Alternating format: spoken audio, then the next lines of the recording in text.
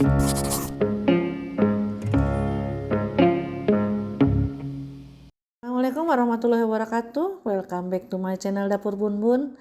Masih melanjutkan catatan Bun Bun Ghost Umroh pasca pandemi COVID-19. Selesai sudah waktu kami di Madinah, maka perjalanan akan dilanjutkan ke Mekah untuk melaksanakan umroh di Masjidil Haram. Mari kita lihat bagaimana perjalanan utama kami ke Tanah Suci, yaitu melaksanakan umroh, di samping kerinduan kami untuk berziarah ke makam Rasulullah. Jangan di skip, jangan lupa like, subscribe, dan komen. Karena rupiah yang dihasilkan oleh channel Dapur Bun Bun akan diserahkan kepada mereka yang lebih membutuhkan. Insya Allah partisipasi teman-teman akan menjadi amal jariah. Amin, Allahumma amin.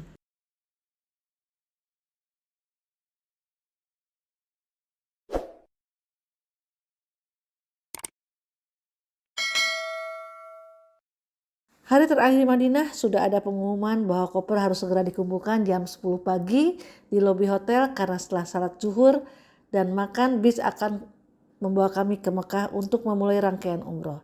Jamaah diminta mandi dan bersih-bersih serta menggunakan pakaian. Dalam pelaksanaan umroh ada beberapa hal yang wajib dan rukun kami laksanakan. Pertama adalah niat dan berihram dari Masjid Bir Ali.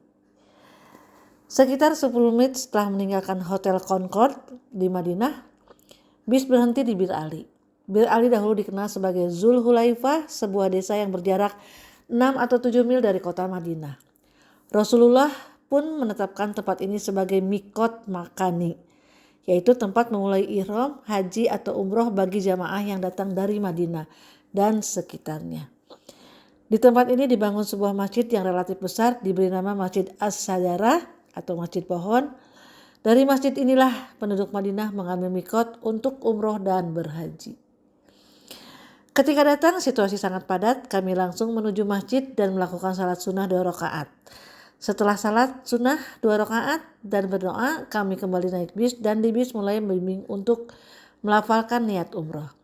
Setelah itu memperbanyak talbiyah, kami harus hati-hati untuk tidak melanggar larangan ihram. Jika melanggar maka akan dikenakan dam atau denda. Biasanya sesampai di Mekah diberi waktu sejenak untuk makan, kemudian kembali beres-beres dan langsung mensegerakan ke masjid untuk umroh. Berombongan kami menuju masjid, ternyata jaraknya hanya sekitar 200 meter dari hotel. Ada yang berbeda di umroh pasca pandemi COVID-19 ini. Untuk laki-laki hanya mengenakan ihram yang diperkenakan masuk ke pelataran Ka'bah untuk melakukan tawaf sebagai bagian dari proses umroh. Jika hendak tawaf sunnah diperkenankan namun di lantai 2. Kami pun mulai melaksanakan tawaf. Tidak punya banyak waktu untuk menikmati keindahan Masjidil Haram, kami langsung menuju pusat Masjidil Haram, yaitu pelataran yang terletak Ka'bah. Tawaf adalah proses ibadah mengelilingi Ka'bah sebanyak 7 kali, berlawanan dengan arah jarum jam, berdoa dan berzikir, mengagungkan asma Allah. Dimulai dari area yang ditandai lampu hijau, kami melakukan istilam atau salam, melambaikan tangan ke arah Ka'bah, mengucapkan Bismillahi Allahu Akbar sambil mencium tangan. Tawaf dilakukan 7 putaran.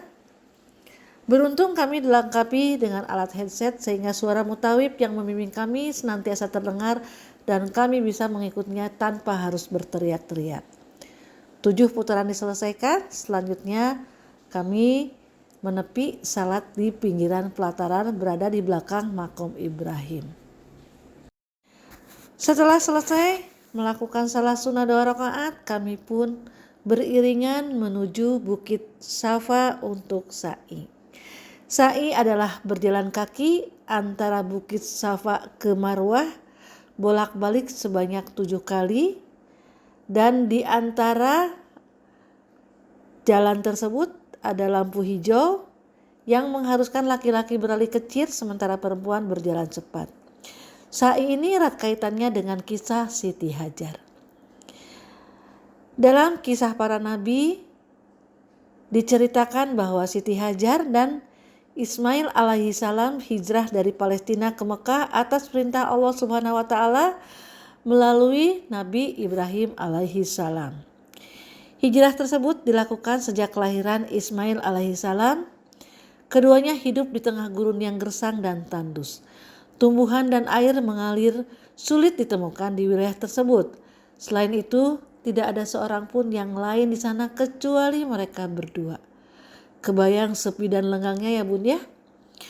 Nah, suatu hari ketika Siti Hajar mencari air untuk Ismail yang sedang kehausan, Siti Hajar meletakkan Ismail yang masih bayi di sebuah lahan gersang yang kini menjadi lokasi sumur Zam-Zam. Ia meninggalkan Ismail dan pergi ke arah Bukit Sofa lalu berlari-lari ke Bukit Marwah. Hal itu ia lakukan sebanyak 7 kali, namun tak kunjung menemukan air. Dengan tubuh yang kelelahan, ia kemudian kembali menemui Ismail. Betapa kagetnya Siti Hajar ketika menemukan sumber air yang ada di bawah kaki putranya itu. Ia pun lantas bersyukur atas anugerah yang diberikan Allah Subhanahu wa Ta'ala.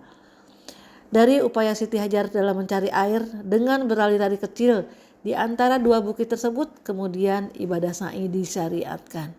Itulah kisah yang melatar belakangi sa'i ini.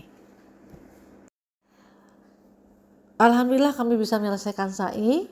Kemudian kami mengakhirinya di Bukit Marwah dan kami akan melakukan tahallul. Tahallul secara harfiah artinya dihalalkan. Dalam haji dan umroh maksudnya adalah diperbolehkannya jamaah haji dari larangan atau pantangan ihram. Dari Bukit Marwah kami keluar ke samping kanan, kemudian menyusuri area yang berdekatan dengan rumah Nabi saat di Mekah. Sambil beristirahat kami saling membantu memotong 3 helai rambut.